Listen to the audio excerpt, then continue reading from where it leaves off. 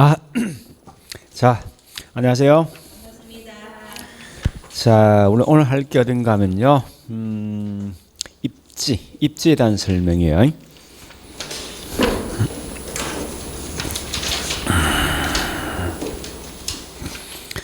자, 우리 지난주에 했던 거는 아마 이제 경제 편 중에 특히 이제 중요한 거 이런 거죠. 말로 보면요.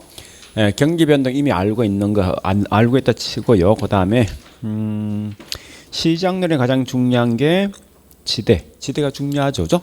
그래서 지대를 보실 때 그걸 좀 암기를 좀 하셔야 돼요. 그러니까 농업지대하고 도시지대가 있는데, 자, 우리 지대 암기한 거 있었죠, 그죠? 뭐 이렇게 암기했다, 그죠?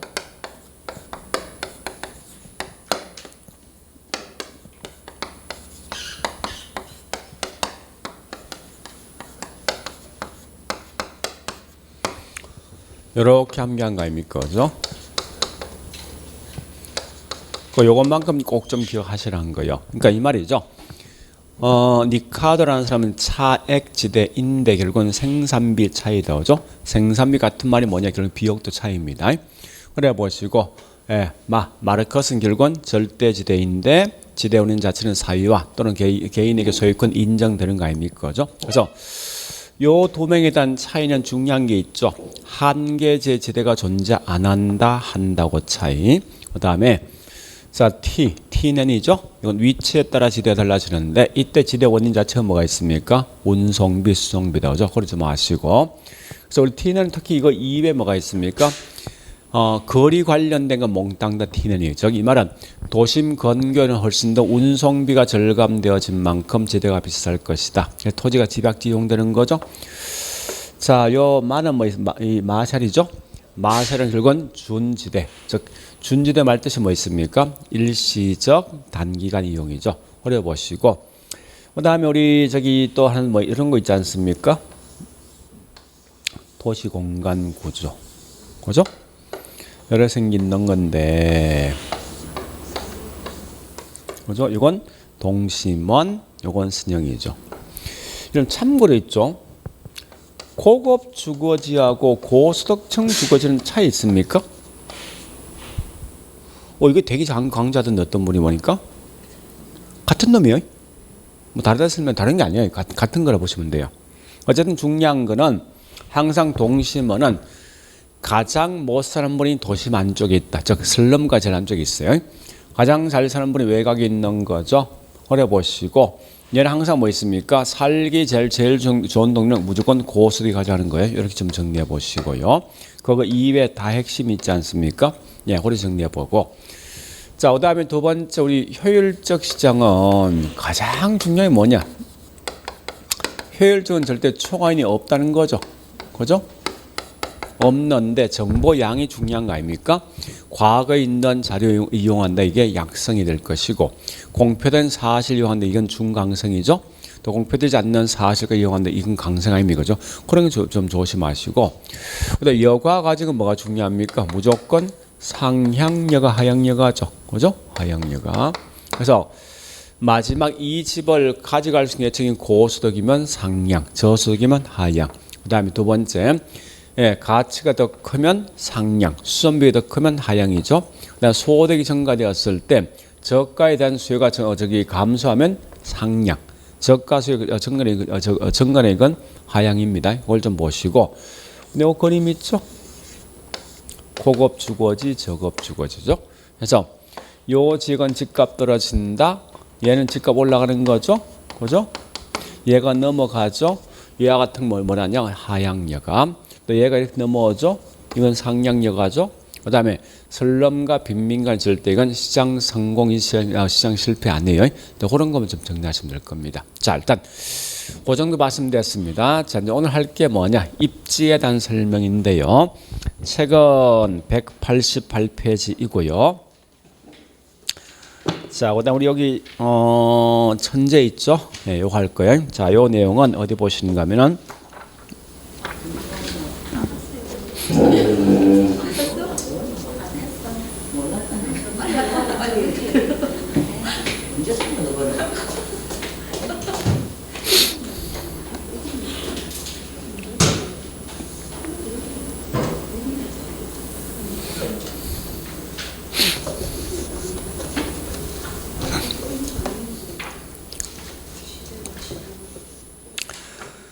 자, 우리 천재는 87페이지요. 87페이지. 그러니까 우리 지금 앞에 내드린 프린터 똑같은 순서로 같이 간다 생각하시면 돼요. 근데 이거 보는 방법이 있습니다. 잠시 어떻게 보는가 하면요. 자, 92페이지 가보세요. 92페이지. 자, 이를 보셔야 됩니다. 우리 앞에 보니까 제가 1, 2, 3 있을 텐데 1-1, 1-2, 1, 1-2-1 이렇게 나 있거든요. 3-1, 1-3 2 이렇게 나 있어요. 분명히. 자, 첫 번째 보니까 여기 있는 이런 좀 같은 테마예요. 같은 테마, 같은 학자, 같은 사람이 생각하시면 돼요. 그 다음에 요거는 독립된, 그 다음에 이렇게 되면 다른 문제 같은 사람들의 내용이 좀 다르다 이겁니다. 근데 요건 1-2, 1이 붙어 있죠. 요건 무조건 같은 문제예요. 같은 문제인데 보니까 시험에 좀 달리 표현하더라 이겁니다. 표현 방식이. 그러니까 그래서 항상 이 같은 같이 묶어 보시라고 공부할 때. 아마 그러면 조금 표현이 좀 더 같은 건데 내용을 좀 달리한 표현이 있거든요. 네, 그렇게 공부하시면 될 거예요. 그래서 무조건 앞에 있는 이 제목이 같은 번은 같이 묶어 보셔야 돼요. 무조건 항상. 그럼 여기 있는 내용 다 끝난 거거든요. 그래서 우리 아마 지금 거기 있는 보니까 좀 이따 하겠지만 거기 1-11부터 해서 1-12가 있죠. 1-3 이건 결국은 같은 말이 사실은요. 아마 그렇게 보시면 문제 볼 좀 편하게 볼 수 있을 겁니다. 자, 할 수 있겠죠, 그죠? 일단 그렇게 하시고, 자, 다시 이제 87페이지 갑니다.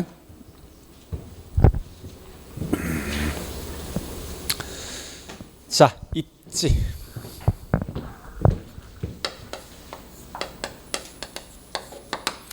우리 보통 입지란 건 대부분 다 보니까 주거, 상업, 공장이지만 사실은 가장 중요한 게 상업이 제일 중요합니다. 그다음에 공장 좀 보셔야 되는데 주거는 사실 큰 의미 없거든요. 그래서 주로 볼 건 상업과 그다음에 공장을 보시면 되겠습니다. 그래서 자, 일단 제가 큰 틀을 먼저 만들어 볼게요. 자, 공업과 상업이 있는데 자, 공업 관련 학자가 2명이 있습니다. 첫 번째 보니까 베버라는 사람이 베버. 그다음에 레슈. 베버는 우리 뭐라 쓰는가 하면요. 최소 비용 이론. 레슈는 최대 수요 이론. 자, 일단 이 속에 답이 있습니다. 이거요. 공장 등이 입주할 때 비용이 가장 싼 제 공장 입주한 이 말이고, 얘는 뭐 있습니까? 공장 등 입주할 때 많이 팔 수 있는 지 가려 그 말 뜻입니다. 그래 보시고, 자, 상업도 이론이 꽤 많지만 그 중에 다른 하지 말고 2개 마시면 되겠습니다. 자, 첫 번째 보니까 중심지 이론. 그 다음에 인력 이론 2개 있습니다. 우리가 보통 쓰고 있는 중심지란 건 그중에 크리스탈러가 있을 것이고요. 크리스탈러라는 사람이 있습니다. 그 다음에 인력은 크게 3명이 있는데 제일 먼저 레일리. 요걸 약간 비판한 게 누구냐? 허퍼요. 허퍼. 그래서 훨씬 더 이론상 우수하고 훨씬 더 합리적인 방식의 허퍼인데 얘가 어떤 가장 치명타가 있습니다. 그러니까 굉장히 처음에 가장 큰 단점은 실무에 쓸 수 없더라 이겁니다. 그래서 그런 것도 약간 이걸 갖다 수정 보완한 거. 랠리는 수정 반응이 누구냐고 되게 컨버스. 물론 이거 2배 학자께만 지금 사실 큰 의미 없거든요. 자, 일단 이렇게 보시는데 이 정도 이런 거 보시면 되는데요. 실제 가장 중요한 게 누가 중요하냐? 이게 제일 중요합니다. 인력이. 일단 이거는 무조건 계산 형태에 있는 문제가 시험에 나온다라고 생각하세요. 분명 이건 산수입니다. 그래서 여기서 무조건 공부를 하시고 제일 먼저 할 게 요겁니다. 2번째 중심지. 마지막 해야 될 게 누구냐? 여기 있는 베버. 이렇게 공부하시라고. 항상. 그래서 일단 컨트롤 번호 이런 정도 있는 학자만 공부하시면 될 겁니다. 자, 일단 그러면 첫 번째 이제 우리 공업 관련된 이론 해보겠습니다.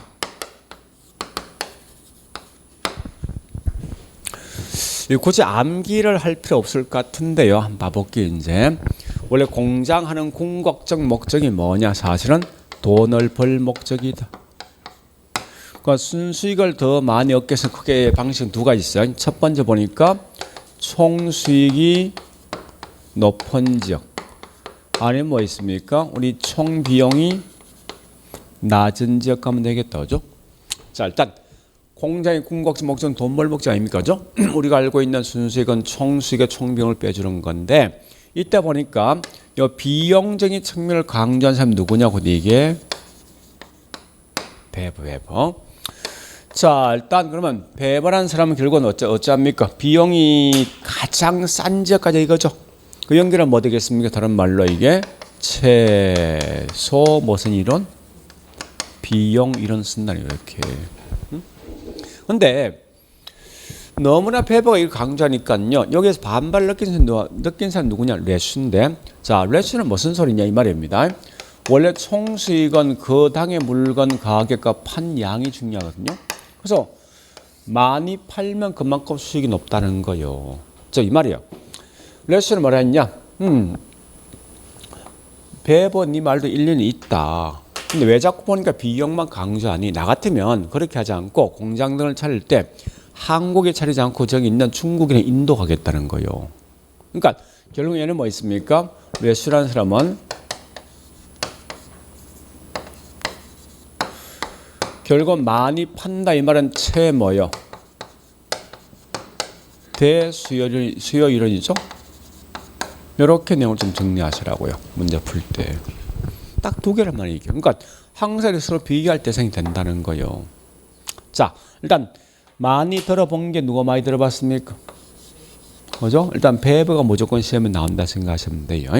그러면 이때 공장 입지 요인은 무엇을 할 것인가 묻는 건데, 자, 일단 공장 등을 차릴 때 비용 등을 고려하자면 비용 중에 가장 중요한 게 세 개 있습니다. 첫 번째, 수송비를 고려할 수도 있을 것이고, 노동력, 임금을 고려할 수 있을 것이고, 그다음에 집정력 이와 같은 고려해서 공장 등이 입지하는데 이 중에 어떤 걸 가장 중요시하는가 하면요, 운송비를 제일 중요시한다 보시면 돼요. 이렇게. 그러니까 굳이 다 암기하지 말고 배분한 사람은 비용이 싼 지역 가되 그 중에 뭐 있습니까? 운송비 등을 고려한다 생각하시면 굳이 밑에 다 암기하지 말고. 그 중에 제가 좀 딱 운송비를 제일 강조합니다. 그런데 레슈는 뭐라 했습니까?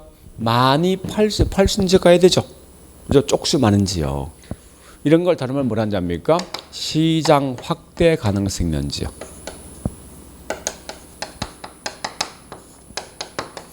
가능성 있는 지역 간다. 이렇게 보시면 돼요. 그러니까 가끔 점성 뜨는 겁니다. 이러시면 되겠죠. 다시 보세요.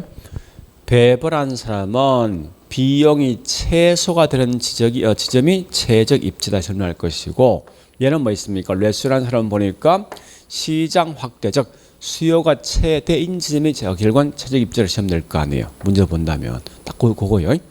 그러면 이때 보니까 일단 여기까지 보시면 돼요. 사실 다른 건 볼 필요 없거든요. 자, 일단 우리 아마 저기 뭐 있습니까? 천재 87페이지 보니까 맨 위에 핵심 포인트 있죠. 최대 수요 이론 레슈. 얘는 동그라미 1번이 중요하죠. 공장 입지는 시장 확대 가능성이 있는 곳이 입지하는 거 마시면 돼요. 그리고 밑에 배부의 최소 비용 이론이 있는데, 얘는 항상 공장 등 입지할 때 운송비 등을 고려한다 보시면 되겠습니다. 일단 여기까지 하시면 됩니다. 자, 바로 이거 문제 가볼까요? 뒷장 가보겠습니다. 자, 88페이지. 네, 거기 있는 1-11, 1-12 보세요. 같은 말인데요. 1-11 가보겠습니다. 배분한 사람은 핵심이 뭐요?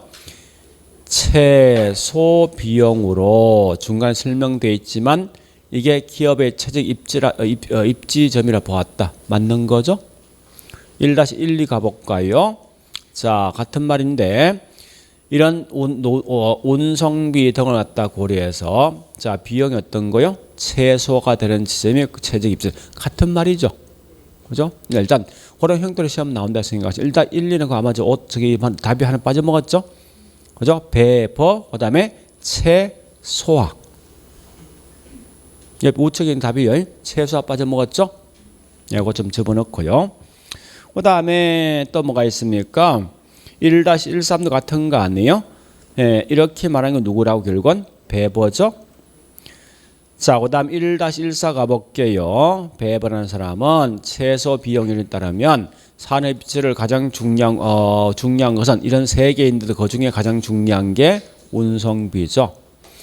다시 그 다음에 뭘 보는 건 맨 밑에 2번. 그러니까 결국 2번하고 우리 앞에 있는 1-11, 1-16을 비교해 보시라고요. 그러니까 똑같이 둘 다 최적 입지는 뭘 따질 거 묻는 거 아닙니까? 배분하는 사람은 비용이 가장 싼 지역. 레슨을 뭐라 했습니까? 시장 확대 가능성이죠. 이렇게 시험 나오더라 이겁니다. 됐죠? 자, 일단 지금은 그 정도 합니다. 더 이상 안 넘어가고. 자, 다시요. 여기 보세요, 이제. 그런데, 자, 우리 공장 입지 유형이 크게 3개 있거든요. 첫 번째, 운송비를 가지고 따져보는 건데, 자, 첫 번째 뭐인가 하면, 공장 입지할 때 원료 산지 입지할 수도 있고, 그 반대 시장 입지할 수 있습니다. 그래서 이때 보니까, 원료 산지가 원료 뭐요? 지향형 산업이 있을 것이고 또 반대는 뭐 있습니까? 시장 지향형이 있습니다.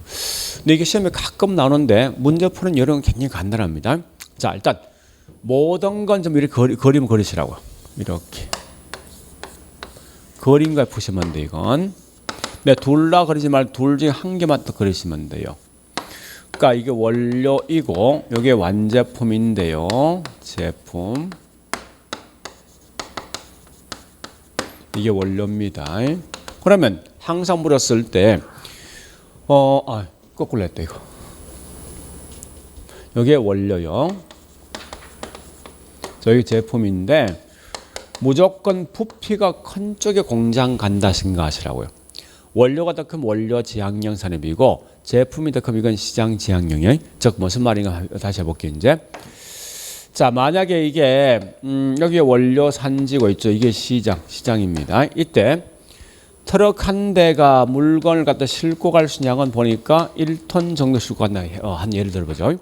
이때 여기 원료가 10톤인데 이걸 완제품 만들면 1톤 되거든요. 만약에 자, 이때 보니까 여기다 공장을 차리면 완제품 몇 톤 나옵니까? 1톤 나오겠지. 그죠? 그 차 몇 대 가면 끝납니까? 한 달입니까? 근데 여기다 공장을 차리면 결국 원료가 10톤 와야 되지. 그죠? 10톤 내면 차 몇 대 와야 되면 10대 아닙니까? 훨씬 더 비용이 절감되는 적 있죠. 이 적 아닙니까? 그죠? 그러니까 이와 같이 항상 부피가 큰 쪽에 공장 간다 생각하시면 돼요. 그래서 자, 일단 원료 지향점 하겠습니다. 이 둘 다 동시에 암기하지 말고 둘 중에 한 개만 기억하시라고요. 자, 일단 첫 번째 중량이 뭐 하는 거예요? 감소하는 거지. 그죠? 그다음 중량 감산업이고 두 번째 보니까 이때 운송비가 훨씬 더 많이 드는 게 부피가 큰 쪽이 많이 듭니다. 원료 운송비가 제품 운송비보다 더 커져? 그죠? 얘가 더 무거우니까. 그죠? 또한 이건 주로 특정한 지역에서 나오는 원료, 즉 편제 원료 또는 뭐 있습니까? 국지 원료. 이 국지란 말은 다른 말 특정한 지역이 나오는 거예요. 이 반대가 뭐냐? 보편. 보편을 보니까 전국에서 마음대로 구하는 원료거든요. 그래서 우리 보통 시멘트 같은 거 보통 특정 지역에 나오는 거지. 그런 게 보통 뭐 있습니까? 원료 지향형이에요. 반대로 시장 지향형이죠. 제품이 더 큰 거죠. 그럼 거꾸로 하시면 되겠네. 중량 무슨 산업? 증가산업. 누가 더 큽니까? 제품이 더 크죠? 제품 운송이 더 크다. 이건 보편론입니다. 원료입니다. 이런 것만 좀 정리하시라고요. 그 다음에 여기 집정력 가지고 따져보는 집정력. 자, 우리 보통 이게 집적 지향형인데 이 말이 뭐냐 이겁니다. 기술 연관성이 높은 사람은 같이 있어야 됩니다. 즉, 자, 우리 저기 울산에 보니까 자동차 원청이 있죠? 그죠? 자동차 공장이 있으면 이걸 하청, 우리 보통 하청을 밴드라 쓰거든요. 1차 밴드, 2차 밴드 쓰는데 자, 하청업자가 어디 있는가 하면 서울에 있고 그다음에 저기 강원도에 있습니다. 이게 되겠냐고 장사가. 안 될 거 아니에요. 그래서 기술 연관성이 높은 항상 뭡니까? 요 근처에 같이 모여 있어야 된다고. 이렇게. 그래서 우리 실제 보니까 저기 자동차 하청이 대부분 있습니까? 경주 같은 데 있는 거 아닙니까? 그죠?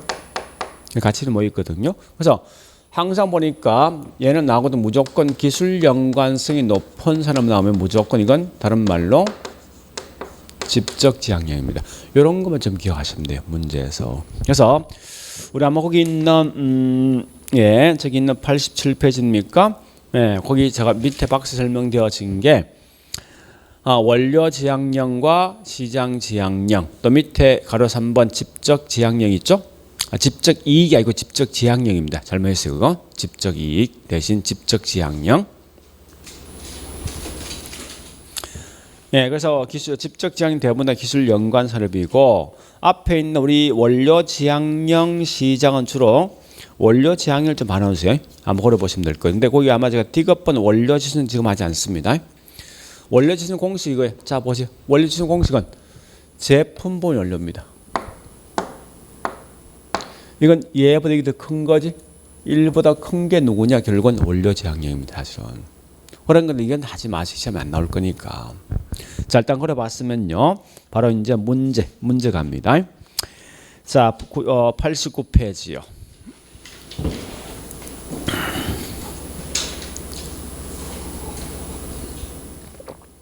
자, 여기 있는 3-2번요.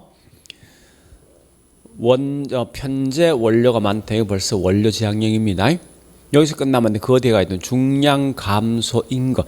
우리 과거에 보는 게 장난친 게 편제 원료면 중량 증가를 시험 낸 것도 있거든요. 그래서 중량 감소인 거 잘 보시는데, 나 같으면 무조건 뭐 있습니까? 중량 감소는 요거 아닙니까? 점점점 감소하는 거지.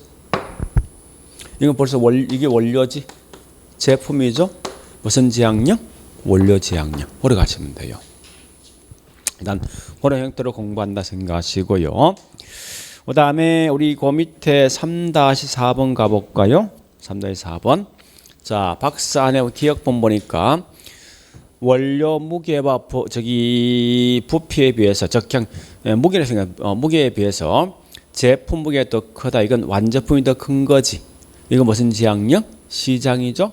그 다음에 한번 가보니까 기술 연관성 높다. 이건 뭐라고요? 집적 지향령이죠. 그런 형태의 시험이 나왔다 생각하시면 돼요.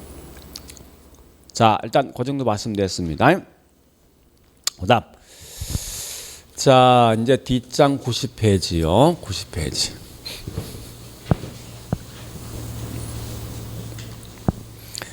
자, 90페이지는 보니까 나와 있는 게 이제 상업에 대한 설명인데, 첫 번째 상권이란 말이 뭘까? 상권.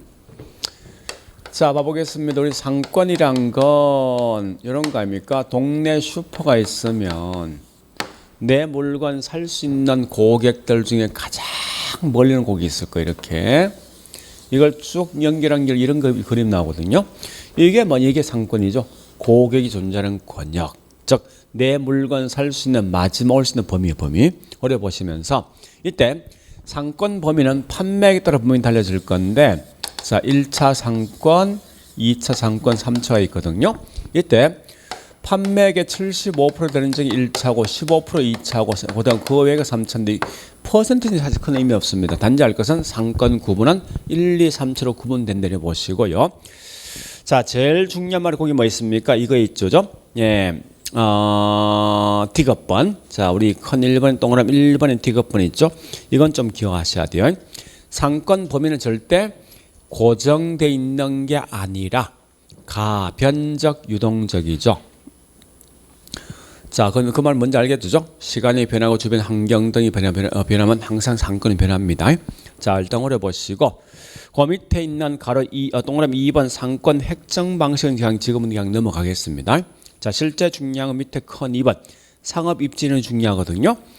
자, 얘도 분명히 중요한 건 가로 1번, 가로 2번까지는 보시면 돼요. 우측에 가로 3번 지금 보지 마세요. 지금 큰 의미 없으니까. 그래서 가로 1번, 2번 보시는데, 자, 일단 첫 번째 중심지 이론. 중심지가 뭐냐는 거요. 원래는 이 중심지와 관련 학자가 크게 두 명이 있거든요. 중심지론. 그런데 이걸 다 하지 말고요. 첫 번째 허퍼라는 사람도 있고요. 두 번째 뭐가 있는가 하면 크리스탈러. 이렇게 있는데 잠시 여보세요. 허퍼는 원래 이론자 두 개 있습니다. 여기도 있고 여기 두 개 있거든요. 있는데 이게 논문이 두 개 있습니다. 그래서 우리가 가끔 책들을 보니까 그냥 몽땅 하나 속에 집어넣었는데 그래 하지 말고 분리시켜줘요. 그러니까 여기 있는 허퍼는 항상 얘하고 비교한다고. 같은 사람이에요. 그 다음에 얘는 얘하고 비교한다고 이렇게. 근데 참고로 우리 중심지 허퍼는 사실 큰 의미는 없습니다. 다만 일반 허퍼는 보통 인력에 대한 설명이 훨씬 중요하거든요. 그래서 우리가 혹시 나오거든 제가 다음에 설명하겠지만 허퍼가 보니까 중심지에 대한 설명됐고 인력에 대한 설명했지만 중심지는 허퍼에 있는 큰 의미를 같이 말한 거예요. 비록 제가 책에 설명되어 있지만요. 주로 알 것은 크리스탈의 중심지만 좀 정리하세요. 자, 그럼 지금 하고 있는 이 중심지에 대한 개념을 좀 정확히 아셔야 돼요. 우리 보통 쓰고 있는 중심지란 말은 자 일단 상업, 지금 상업하고 있어. 상업하고 있는데 중심지란 말 뜻이 뭐 우리말로 하면 어디에 있다는 거예요? 응? 중앙에 있다는 소리지. 그냥 그대로 표현하면. 근데 지금 여기서 그래 보면 곤란해. 자, 이래 보셔야 됩니다. 거꾸로 할게요. 내가 현재 라면 사기에서 어디 갑니까? 자, 이 동네에서 슈퍼입니까? 슈퍼 또 뭐가 있습니까? 편의점 또 뭐가 있죠? 마트가 있죠? 이렇게 말한 분은 연세가 50 이상 넘는 분이고, 그죠? 마트는 한 40대. 그 다음에 여기 있는 편의점 한 30대 뭐 이렇게 보통 말하던데. 자, 제일 중요한 건 슈퍼 간다, 그죠? 자, 그 다음에 옷 사러 가면 어디 갑니까? 옷을 산다, 백화점, 등기부 등본 띈다, 인터넷. 또 실제는 어디 갑니까? 등본 띄야 등기소 가야 될 거 아니에요. 주민등록 등본은요? 응? 주민센터. 그러한 곳이 그게 뭐요? 그게 중심지예요. 중앙이라 생각하지 말고. 그 현재 우리 상업하고 있죠. 결국은 우리가 알고 있는 중심지라 말한 동네 슈퍼, 이마트, 백화점이에요. 그래서 앞으로 나오던 그냥 이걸 또 자꾸 그냥 번역하지, 이 말 액면가서 가지 말고 여 말 딱 묻는 순간 동네 슈퍼, 저기 있는 이마트를 생각하시라고. 아마 그럼 좀 편하게 갈 수 있을 겁니다. 그래서 원래 중심지 말 뜻이 뭐냐 이겁니다. 재화 등이 공급되는 장소, 이렇게 보시라고. 물건 등을 공급해주는 장소, 곧 이게 다른 말로 중심지라 보시면 돼요. 자, 그러면 우리 크리스탈을 한 마리 사실 꽤 많거든요. 그걸 다는 공부할 필요 없습니다. 뭐만 하시면 되는가 하면 이런 것만 정리하세요. 딱 두 개만. 이 사람은 중심지가, 즉 우리가 알고 있는 동네 슈퍼가 현재 이 동네에 들어설까 말까 형성되는 과정을 갖다 설명한 사람이 누구냐? 곧 이게 크리스탈러이고, 두 번째 중심지 계층 간의 포섭 원리를 설명한 게 누구냐? 곧 이게 여기 있는 크리스탈을 생각하세요. 딱 요거 마시면 돼요. 그러니까 다른 거 보통 이제 우리 책이 꽤 많지만 다 볼 필요 없습니다. 그러면 지금 하고 있는 이 중심지는 동네 슈퍼죠. 자, 우리 현재 중앙동에 동네 슈퍼 들어설까 말까 지금 고민하고 있는데 자, 다시 볼게요. 이거요. 현재 슈퍼가 있는데 내 물건 살 수 있는 고객의 어떤 범위가 있을 거고, 이게 상권이거든요. 원래 상권이 이렇게 돼 있어요. 이렇게 돼 있는데, 자, 단면을 좀 쪼개 볼게요. 이렇게. 이때 내가 본점 복에서 올 수 있는 고객 수를 보니까 본점 복에선 100명만 오면 본점 본답니다. 우리 이걸 뭐라 한답니까? 내가 점포를 하기 위해서 최소한에 올 수 있는 고객 수. 이걸 뭐라죠? 최소 요구치를 말 쓴다고. 최소한 요구되는 어떤 고객 수라는 거예요. 근데 실제 고객은 보니까 실제는 500명 정도더라 이겁니다. 이게 뭐냐? 내 물건에 살 수 있는 고객이 있는 범위지. 이걸 다른 말 보통 뭐냐면 이게 상권 또는 같은 말이 뭐냐? 재화 도달 범위요. 도달 범위. 이 재화라는 건 어떤 물건이 미치는 범위죠. 자, 우리 아까 이거 한 적 있지 않습니까? 동네 슈퍼가 있으면 내 물건 살 수 있는 고객들 중에 가장 멀리 오는 고객을 쭉 연결한 게 이렇게 온다 치자고 이렇게. 그 내 물건이 미치는 범위 여기까지 아닙니까? 그게 상권이지. 같은 말이 이게. 재화 도달 범위, 즉 상권 같은 말이에요. 자, 다시요. 내가 실전은 고객은 500명인데 내가 본전 보기 위해서는 100명만 더 본전 본답니다. 이런 적은 장사 하겠지. 안 합니까? 나 현재 500명 온데 내 본전 볼 수 있는 고객 수는 100명이라고 하겠죠. 그죠? 그러니까 근데 물론 이 말입니다. 중심지가 형성되기 위해서 반드시 뭐 있습니까? 여기 있는 최소 요구치보다 더 재화 도달범위 더 커야 되는데 설마 여보세요. 이게 더 크다 작다 장난치지 않습니다. 이런 장난치면 안 돼. 그러니까 무조건 나오거든. 요거 마시면 돼요. 크리스탈. 자, 다시 중심지 형성 과정 어느 놈이 설명했니? 또는 재화 도달 부분의 최소 요구치 관계를 누가 설명했니? 이거 마시면 된다고요. 그지? 누가 더 클 때 작을 때 중심지 형성되니 안 되니 알 필요 없다는 거 이거는. 그렇게 하시면 안 된다고요. 그러니까 이 정도 보시고 그다음에 중심지 계층 간의 포섭 원리 말뜻이 뭐냐 이겁니다. 자, 일단 잠시 이제 부산시로 부산시 가보니까 자, 부산시에 보니까 동네 슈퍼수가 많겠습니까? 아니면 저기 있는 대형 할인점, 이마트 같은 이런 게 많겠습니까? 그죠? 자, 일단 여기 동네 슈퍼예요, 슈퍼. 보통 슈퍼를 보통 뭐라 하냐? 다른 말로 저차원 중심지입니다. 얘보다 좀 더 상권이 더 큰 게 우리 할인점이죠. 이마트 같은 거. 이런 게 이마트를 생각하시면 돼요. 자, 이와 같은 게 보통 뭐냐고 이게 중차원 중심지고요. 얘보다 좀 더 상권이 더 크지만 상권 수는 별로 많지 않은 게 백화점. 자, 이걸 고차원 해볼게요. 원래 사실 정확하면은 저차원은 동네에 있는 점포고 중차는 보통 저기 부심지에 있는 점포고 그다음 고차는 도심 안쪽에 저기 점포인데 원래 정확한 말은 그래 보지 말고 그냥 쉽게 뭐 있습니까? 슈퍼, 이마트, 백화점 생각하시라고. 물론 우리 아마 거기 프린터에 저기 뭐 있습니까? 천재는 아마 밑에 기억, 니은, 디귿 설명되지. 그걸 볼 필요 없습니다. 그게 중요한 거 아니에요? 이게 중요한 거예요. 보세요. 백화점 상권 안에 이마트가 포함되어 있지. 이마트 상권에 동네 슈퍼 포함되어 있죠. 이 말은 무슨 말인가? 고차원 중심지 안에 중과 저가 포섭되어 있다는 거예요. 포함되어 있다는 거예요. 그러니까 이와 같은 거 설명이 누구냐 결국은 그래서 이거 마시면 되지. 그 안에 있는 기억, 니은, 디귿 이런 큰 의미 없는 거예요. 나중에 설명하겠지만 이건 참 안 나온다고 문제에서. 다만 이렇게 설명한 사람 이 사람 이단 정도 마시면 돼요. 됐죠?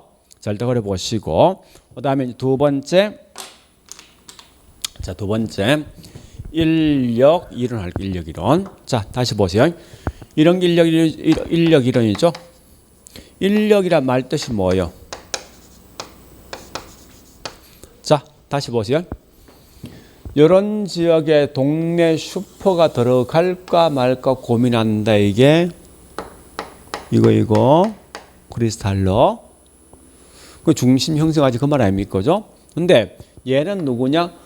요 고객이 굉장히 많이 분포되어 있는데 좀 다른 거예요. 슈퍼가 A라는 슈퍼와 B라는 슈퍼가 있는데 이때 각각인 슈퍼마다 고객을 어느 정도 끌어올 것인가. 끌어온다 이게 인력이 말이야. 구문서죠. 얘는 동네 슈퍼가 들어설까 말까 고민하는 것. 얘는 이미 있는 고객을 어느 끌어올 것인가 다시 보는 거예요. 그래서 우리 인력이란 건 한마디로 뭐 있습니까? 크기에 대해서 뭐합니까? 그러니까 훨씬 더 매장이 클수록 고객이 많이 끌어오겠죠. 또 거리가 멀면 그만큼 끌어온 힘은 약한 거 아닙니까? 그죠? 반비례. 이거 시험 엄청 많이 나왔습니다. 거꾸로 반대로 설명하는 사람들이 그래서 항상 매장 크기에 대해서 비례할 것이고 반대로 거리에서 반비례입니다. 그래 좀 정리해 보시고요. 이때 학자가 원래 3명이지만 3명 다 보지 말고 단지 할 것은 레일리라는 사람과 허퍼 요거 2개만 딱 정리하시면 돼요. 다른 거 하지 말고요. 자, 일단 이제 설명해 보겠습니다. 레일리라는 사람과 그다음 허퍼 2명을 먼저 설명할 건데요. 레일리는 뭐라 했습니까? 소매 인력 이론. 근데 허퍼는 뭐라 했죠? 중력 모형. 또 뭐가 있습니까? 확률 모형. 이렇습니다 합니다. 제목 자체가. 자, 일단 이제 기본 전제를 한번 들어보세요. 이건 뭐 굳이 적을 필요 없으니까. 자, 상권 수는, 점포 수는, 상점 수는요. 레일리는 무조건 딱 2개만 있을 걸 가져갑니다. 그런데 허퍼는 뭐 있습니까? 이건 2개 이상 있을 걸 가정한다고요. 자, 2번째 굉장히 중요한 게 있어요. 자, 다시 해볼게요. 이제 이걸 꼭 아셔야 돼요. 여러분들은 A란 점포와 B란 점포 딱 2개만 있다는 거예요. 결국은 얘는 기본 전제가. 그 다음에 고객이 쭉 이렇게 분포되어 있겠죠. 이렇게. 그죠? 여기 일직선 한번 해볼까? 자, 이 고객이 쭉 분포되어 있는데 2번째는 이겁니다. 항상 이 고객은 둘 중에 딱 한 개 있는 점포에서 물건 산다는 기본 가정이 있습니다. 다시 무조건 기본 베이스 상권 2개만 있다. 2번 여기 있는 고객은 무조건 딱 한 개 있는 점포에 물건 사야 된다. 둘러가면 안 돼. 기본 전제가. 그 이유는 나중에 설명하겠습니다. 그러면 아마 사람들은 가까운 곳에 물건 사려고 할 거 아니에요. 아마 여기 있는 사람 여기 갈 것 같은데 얘는 여기 저희 B 가겠다죠. 그래서 자, 이게 가장 큰 게 이겁니다. 뭘 파악할 목적인가 하면 사실은요. 좋다 그러면 상권이 어디에서 상권이 분리되는 경계점 어디 될 것인가 파악할 목적이에요. 만약에 상권 매장 크게 둘러 똑같으면 틀림없이 이건 중앙이 분리되겠죠. 그죠? 근데 만약 현재 보니까 A 지역이 A가 B보다 훨씬 더 점포가 더 크답니다. 대형 백화점 동네 슈퍼요. 그럼 분명히 이쪽이 더 훨씬 많이 갈 거 아니에요. 그죠? 그런 결과 이쯤에서 분리되겠다죠? 분리되는데. 자, 여기 나옵니다. 시험에서 뭐는 거면 만약에 상권이 A가 B보다 크다면 상권 경계점이 가까운 쪽이 뭐 있습니까? 상권이 작은 쪽이지. 경계점 가까운 쪽은. 이런 건 좀 기억하셔야 돼요. 가깝다. 자, 다시요. 레일리는 항상 중요한 이겁니다. 예, 뭐를 강조했냐? 상권 분리 경계점을 강조했다고요. 근데 웃기는 게 우리 이게 얘가 보니 말이 안 되는 거예요. 여러분 이게 실제 맞으면요. 하나 물어볼게요. 자기 동네에 있는 슈퍼 중에 무조건 딱 한 곳만 갑니까? 이것저것 다 갈 수 있는 거지. 이게 말이 안 되더라 이겁니다. 또 우리 실제 딱 2개 있는 점포에 갑니까? 그건 아닐 거 아니에요. 그건 네 말이거든. 이거 말 안 된다 이거. 얘가 보니까 왜 말 안 되니? 사람 저기 점포가 보니까 딱 2개만 있냐? 그거 아니다. 응? 이렇게 간다면 결국은 여기 A, B 상권 2개 있으면 여기 있는 고객은 A, B 둘러 가겠다는 거예요. 상권 3개 있을 수도 있어. 4개도 있을 수도 있다고 이게. 자, 일단 2개 맞게요. 그럼 첫 번째 가장 큰 특징이 뭐 있습니까? 이런 무조건 분리시켜 쪼갠 거지. 근데 그게 아니라 이 고객은 A 슈퍼, B 슈퍼 둘 다 갈 수 있다는 거예요. 그 얘는 뭘 강조했냐? 상권 중첩을 강조했습니다. 중첩을. 그럼 2번째 보니까 여기 있는 고객이 A, B 둘 다 갈 건데 이건 실제 자기 동네에 있는 2개 슈퍼에 갈 때 항상 매번마다 똑같이 반반씩 갑니까? 그거 아니지. 그러니까 갈 확률이 좀 달라진다는 거예요. A 슈퍼에 있는 주인이 굉장히 친절하답니다. 이 사람 약간 좀 투박하거든요. 아무리 이쪽에 많이 가겠죠. 그죠? 그다음 여기에 A 슈퍼는 90% 정도, B는 10% 간답니다. 이렇게 간대요. 이 말은 뭐예요? 벌써 갈 확률을 판단하는 거지. 그래서 이게 무슨 모형? 확률 모형이라고. 정리해 볼까요, 다시? 자, 그래서 접근 방법. 자, 접근 방법 가볼게요. 접근 방법이 있는데 여기 고객 어디 간다고요? 무조건 A 가지. 얘는 어디 갑니까? 무조건 B가지. 그래서 이미 내가 갈 곳 정해져 있지. 정해져 있다 해서 이걸 다른 말로 결정론적 접근 방식 또는 확정론 접근 방식입니다. 그 말이고, 요 갈 곳을 확률을 판단한 거지. 그죠? 이런 걸 다른 말로 확률론적 접근 방식이요. 확률 나 있으니까. 그다음 또요. 그러면 허퍼는 뭐라 했습니까? A 슈퍼가 시장 점유율 몇 프로요? B는요? 그 시장 점유율 파악할 수 있네. 그죠? 저 같은 말이 고객 유인력. 유인력을 파악할 수 있더라 이런 거요. 자, 정리해 볼게요. 이제 자 다시요. 원래 자 결론부터 할게요. 자, 뭘 보는가 하면 레 1, 2는 가장 많이 묻는 질문이 이겁니다.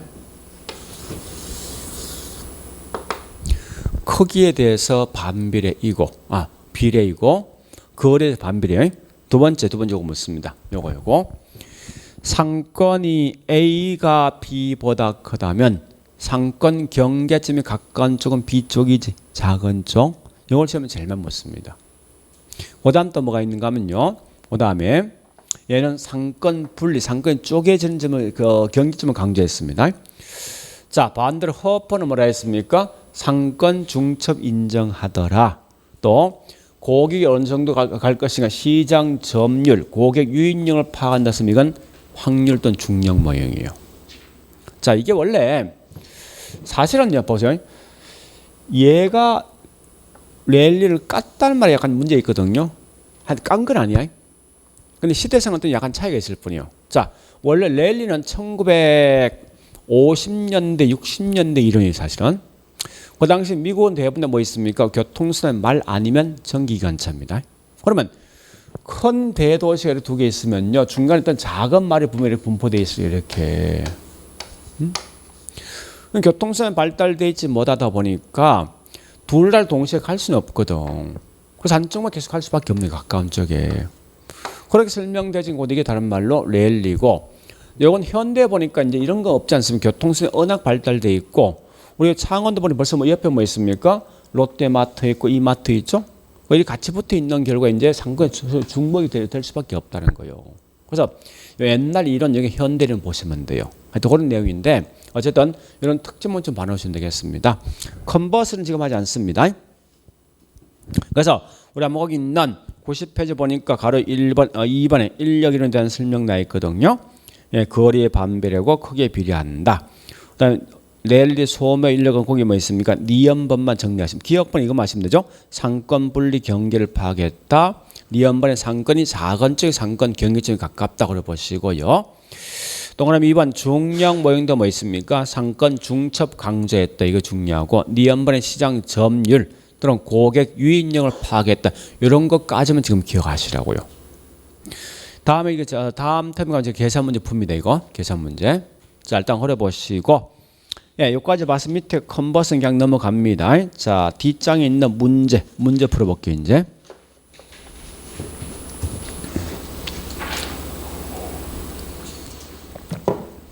자, 문제 1-1, 2갑니다. 92페이지. 봐보니까 설명이 꽤 많지만 그거죠. 배우지 상권의 범위는 시간의 경과함에 따라서 그 항상 가변적이죠. 그래 시험 나올 수 있을 것이고.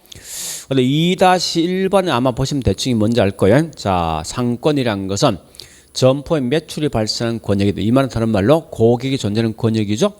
이때 공간 개념으로서 상품이나 서비스 종류에 따라 그 규모가 달라지겠죠. 이 말은 뭐 있어? 동네 슈퍼하고 백화점 보면 상품 종류, 상권 크기 달라집니다. 그래 보시고.